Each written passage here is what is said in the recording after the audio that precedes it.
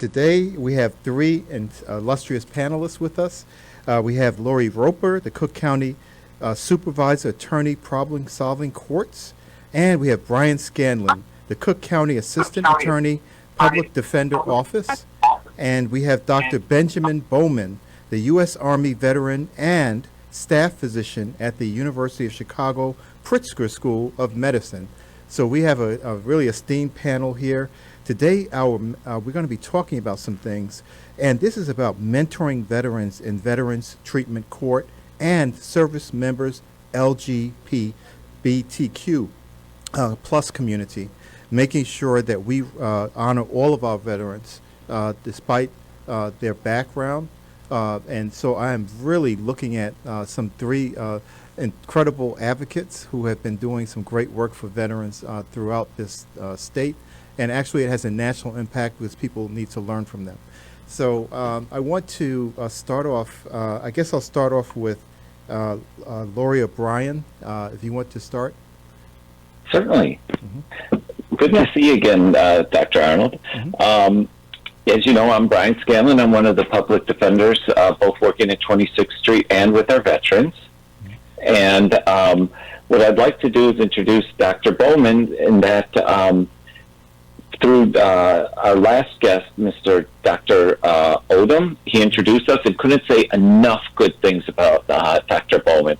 What a wonderful character he is. And I'd just like to say we're being introduced to a man of great diversity, great education, and somebody who's, as he's going to tell you, has dedicated his life to helping others. I'd just like Lori to have a word, and then if Dr. Bowman can tell us about yourself, how you got into the military, and where it's taken you. Well, I couldn't put his bio down. It seemed as if I was reading a novel about espionage or something. I mean, you got the diplomat thing, you got the cryptolinguist situation going on. I just can't wait to hear from Dr. Bowman. I mean, he has to be one of the most exciting guests we've had on this show. Oh, fantastic. Whoa, Dr. I don't know about that. Okay, so, Dr. Bowman. Oh, go ahead. What brought you into the military? So I have a little bit of background from just family members. I have a grandfather and a great-grandfather that were both veterans. In high school, I had never really considered it an option, wanted to go straight through to college, but just with the circumstances growing up in a smaller mountain town in Colorado, and my parents really weren't able to save as much for college as I think they had hoped to, and hard times, and both working blue-collar jobs. My dad was a custodian and my mom was a secretary, so I don't think they were able to save enough for school. And so it became clear to me, as I finished high school, that it was going to be the best opportunity for me. And I think my parents understood very well that the military has always been a social elevator for low-income Americans. And so they were sort of planting that seed in my mind, and so I took advantage of that opportunity really early.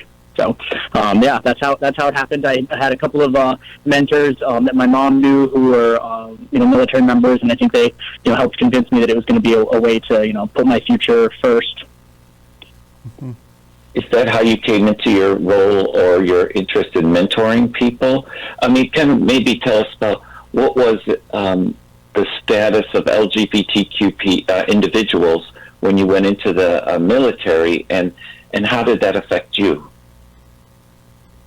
Yeah, it was definitely something that was very foremost on my mind, as an 18-year-old, because the world was very different, 20 years ago when I joined before September 11th and before, it was during Don't Ask, Don't Tell. And so there was something on my mind that, joining the military, putting my future first, I'd be putting sort of, my background in the background. And sort of, my personal desires for a family, sort of second to my career.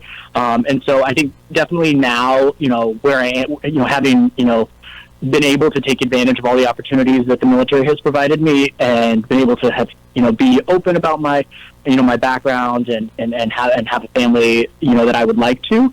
I think it's important to, since things have changed so much, make sure that, kids that are growing up now and making those decisions to go into the military know that that obviously the situation is different now, and be able to explain that to them, and then additionally, say that even if you fear that you'll have tough situations, that you'll get through it. And so, yeah, it definitely played a role in my desire to want to mentor, up to this point. So, as far as how it was when I started, as I mentioned, it was 2 decades ago. So it was a time of don't ask, don't tell. And so it wasn't, I remember being, we mentioned like some of my training as a crypto linguist. I was learning Mandarin Chinese in Central California for 2 years at a language school called the Defense Language Institute. And I remember, I have a distinct memory of a day when they kicked out about 8 Arabic linguists out of the training courses. And these were 2-year training courses. So it was a big sort of, I think, hit to the U.S. Army's at the time. There were other services training there, but to their future ability to collect intelligence, because they were getting rid of people who had been studying for almost 2 years, almost ready to graduate. And this was just after September 11th when they would have needed those people. And there was, some sort of situation where I think it was discovered that there were 9 service members, who were LGBTQ, and they were all processed for dishonorable discharge from the military. And at that time, I thought to myself, well, that can't be me for a variety of reasons. One, I've got my future ahead of me. And two, I want to be able to, serve my country. So it was unfortunate at that time, witnessing that, not only for those, 9 people who I knew, but also just sort of, looking at where my personal life would be able to go at that time. So things have changed quite a bit. Sorry, that was a bit of a long-winded answer. No, but I was thinking about something that came to mind, that in the military, right, you have to rely on your fellow people, and mental health issues are very, very important to Lori and I, both in veterans and with regular corps. Do you think that the being closeted and not having somebody you can relate to, like a mentor, would have only hurt the military? And mentoring also shows non-LGBTQ people, correct, that it's okay. We're here to work together best possible. Absolutely. I always felt, and I know that my, my fellow soldiers who were also in the closet at the time felt that there was a distance that I would say definitely hindered our ability to work as a team, not being able to be open in the way I think we're able to be open now. I think, there was a lot of fear back then that, having open, gay and lesbian members of the military would, change the way that teams function. And I think it did change the way teams function in that they functioned worse. I think, being able to be close with the people who are, helping, protect your life and help accomplish our country's goals is important. And I think now that team members are able to be closer to each other and more open, now that the policies have changed, I think has made for stronger teams. Okay. Yeah. Any questions? Yeah, one thing Arnold? one thing that really struck me about what you said is, how can you dishonorably discharge someone? How's that a dishonor to have, to be gay or lesbian or however transgender? How is that a dishonor? Many of those people built this country. Actually, and it's astounding to me that they could even put that designator on people. That's one thing. One thing is tell me go away, but don't tell me I'm a dishonor. That's really very, very sickening. And that needs to be, it needs to be changed dramatically. I know we're in changing times, but we still have a long way to go.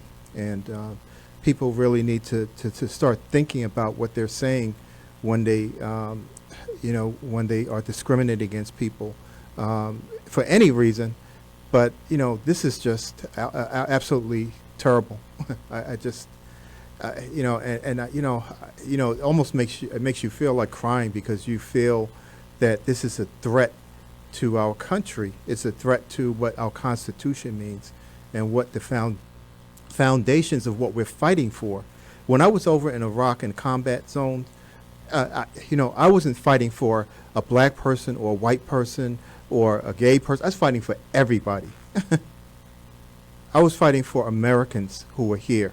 And, so I just, when people put their lives on the line, that's who I fought for. So if anyone wants to do something like that, it shouldn't be the military making domestic enemies out of our own people. Wonderful. And go ahead, Lori.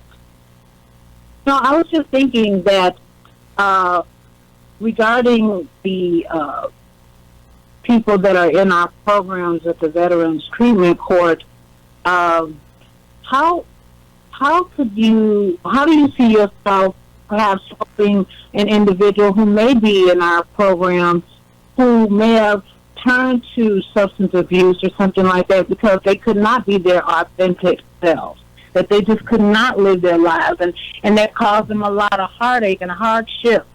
And so now, facing that may be the reason, that they've never been able to live their full lives. How would you go about helping a person like that? That's actually a really great question, and I think it's usually like about a 4-step process. And I think we've already talked a little bit about the first step, which is stigma, and that's destigmatizing, substance use disorders. A lot of physicians and clinicians still will say, substance abuse or tobacco abuse, and we don't use that terminology anymore. It's out of date. I try to correct people. They're use disorders, and so I think just recognizing that there are always, as you've mentioned, reasons why people turn to substances. And helping the people who are using those substances realize, hey, there's a stigma surrounding it, and we're going to get you help. And then like I said, that's the first step is destigmatizing it, and taking it and making people realize that it's a pathology, it's an illness. Just like when you get pneumonia, that's not your fault. And if you have an alcohol use disorder, that's not your fault. There are a lot of risk factors for getting pneumonia and cancer, and there are risk factors for substance misuses. And so the second level to get to is getting those people access to the treatments that they need, which in a lot of places there's still stigma surrounding those. And if this is needle exchanges to get safe access to as they transition from injection drug use to a better place. Or if that's even if they have like an opioid use addiction, transitioning them to a different type of opioids that will stimulate their receptors in a way that helps them come off of their their opioid use, and then hopefully with the goal of inevitably discontinuing that use. So I think that's the second step, is getting them access to treatment. We do that as much as we can in the emergency department, and we're lucky to have a city where there are a lot of good clinics that help people transition, especially with opioids. And then I think the third step too is helping get social resources, because there's the medical and chemical treatments for substance use disorders, but there's also the psychosocial treatment that's surrounding that, and so connecting people to those resources. We don't do that as much in the emergency room, but getting people connected with people who have been through the process before, with groups, with therapy, and then sometimes just reconnected with the important people in their lives, their own social support networks, whether that's their old battle buddies, whether it's family members or close friends that they lost touch with during that time when they were struggling with substance use. That's usually the third step. And I think the fourth step, which a lot of people forget about, is giving back. I think the way you can sustain the being away from the substances that you had to turn to because of discrimination of any sorts or economic hardship. Sometimes turning around and being able, or even being a victim of violence and living in a community that suffers a lot of violence, finding a way to give back is often a way to sustain the growth and the distance you have from the substance use or the violence, and whether that's being a mentor yourself or helping others through the those 4 steps that I just mentioned. I think that's really key to sustaining your your abstinence. Wonderful, wonderful. Speaking of mentorship, when I kind of think of, say, recruiters in the military, do you ever have outreach to the recruiters, say, look, not that you're specifically recruiting LGBTQ people, but how to identify if it comes up and how to deal with it? I haven't personally since being out of the military originally. So I'm a captain again in the reserves as a emergency medicine physician. But when I was a Chinese cryptolinguist before, it was still at the time of don't ask, don't tell. So there wasn't a lot of advocacy and program work there. I did, at that time I would do some recruiting work, and I would, personally, do my best to, when I would encounter, potential recruits who I had the concern that they might have the concern that they wouldn't be welcome in the military. I always made it very clear that, it was a welcoming place, even though I think the policies at the time spoke otherwise. I think that's a really a big place for improvement, though, is making sure that the recruiting campaigns demonstrate sort of the openness that the policies have gradually come to. And if I don't mean to hog it up, but when I'm thinking about Veterans Treatment Court, and I see that we do have LGBTQ people in our Veterans Treatment Court, and on the personal level, everyone is totally fine with it. Is the problem in the military kind of higher up, or like policy issues? Because I would say, Lori's, in my experience, people are pretty free in the recovery process, and they just look to each other like, can you help me? Not like, who are you or what are you? Does that make sense? Yeah, it totally does. And I would actually say that I would say the leadership in the military, the Joint Chiefs, Secretary of Defense, have always been sort of at the forefront of social progress.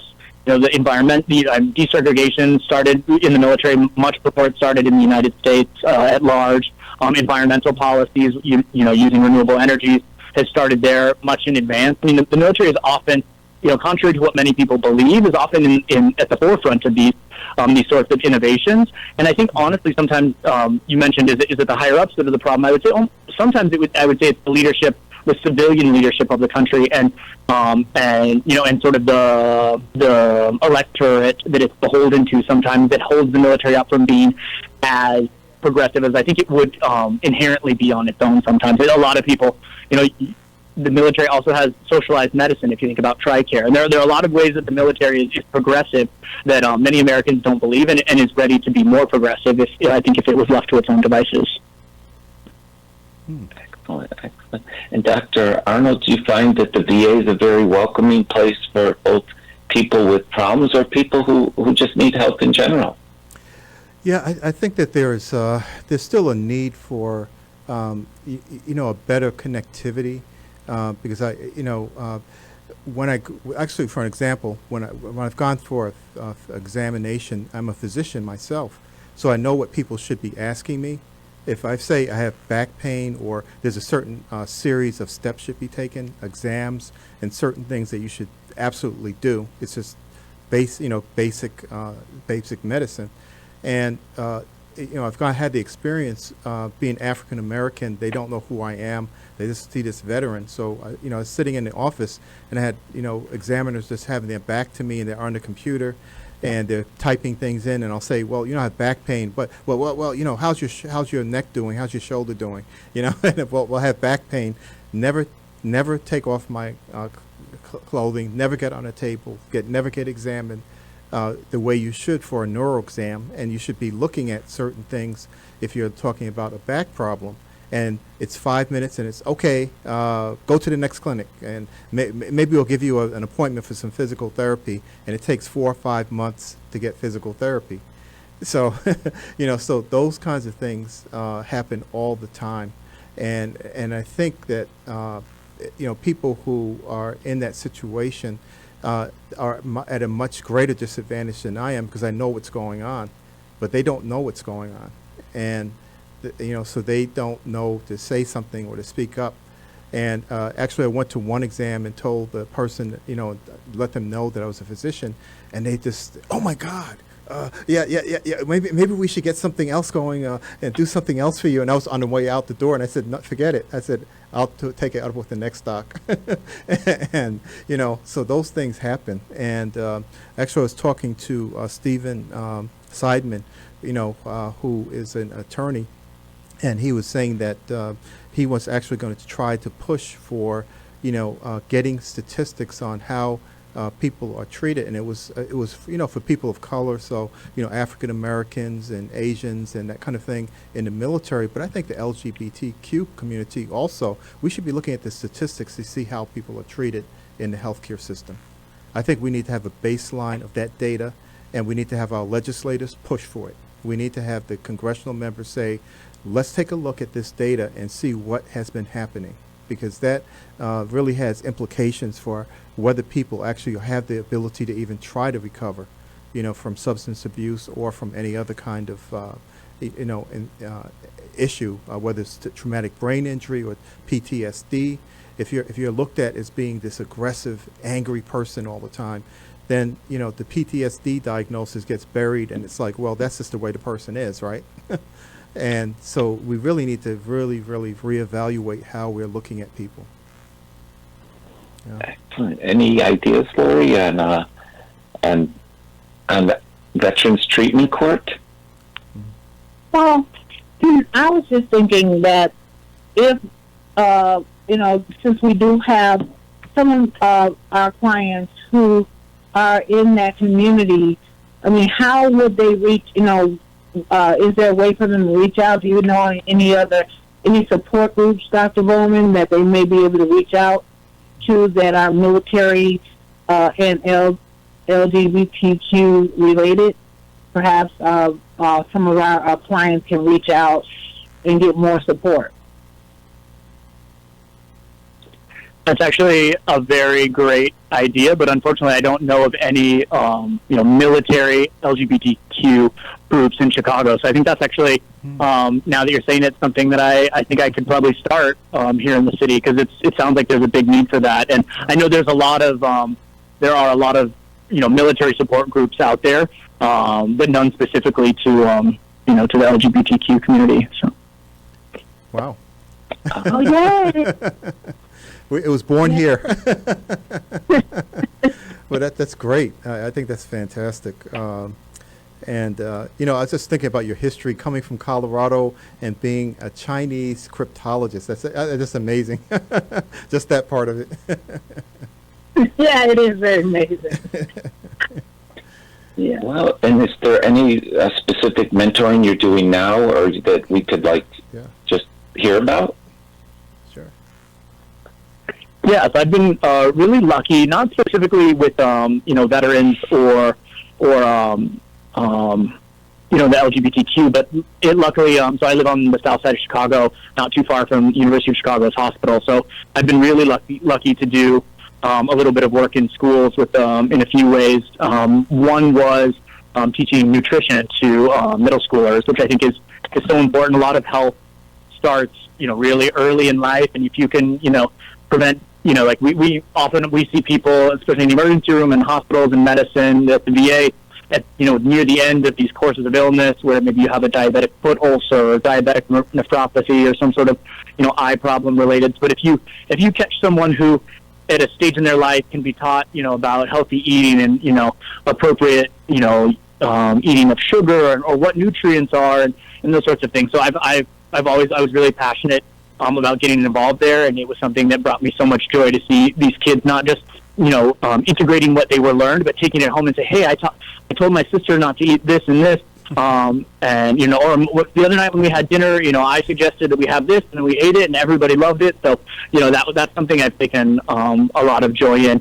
Also, there's at the University of Chicago, we have, since I'm an EM physician, there's an EM medical student group that's a very diverse group that has both African American students, Asian students, and LGBTQ students who are interested in emergency medicine. And so we'll bring them into the emergency department, and they can shadow us when patients with back pain come in, and they can, you know, sort of see how we're evaluating them and giving them, you know, the absolutely highest, you know, standard of care that we can. And so that's another way. And I think, you know, those students are already on their way to be, you know, leaders to go out and, you know, to their communities.